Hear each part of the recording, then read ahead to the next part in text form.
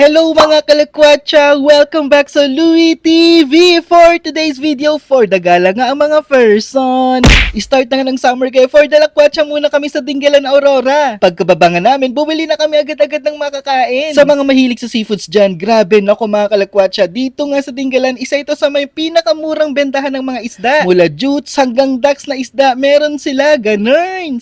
Pagdating nga namin sa resort, ay agad-agad na rin namin hinanda ang mga lulutuin. Na-amaze nga ako sa nabili naming tahong. Grabe, ang dadakkel, George!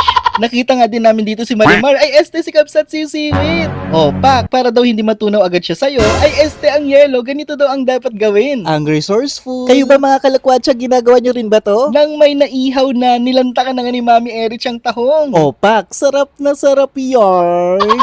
Siyempre, hindi din tayo magpapatalo. Kita niya naman kung gaano kadaks ang tahong ni Carla. Naku, ekis ako sa mga tahong lason. Pero gimas, George. After nga naming mananghalian, nag-island hopping na ang mga person. Kasama ko nga dyan ang Team Louie TV, Team Mamang Inasal, Team Siwsiwat at Team Flex ko lang. O diba, pasabog! Sa pagsakay nga namin ng bangka, grabe dito namin nakita kung gaano talaga kaganda at kamangha ang likha ni Papa G. Kaya gaya nga lagi kong sinasabi sa inyo mga kalakwatsa, hanggat kaya pang lumarga at mag-travel, go lang ng go! Hindi matutumbasan ng anumang salapi ang masasayang memories tulad ng mga ganito. Kaya pag umabot ka pa sa video na to, kara-kara na mga kalakwatsa, sign mo na tong magdagat. Ganun! Salamat sa panonood!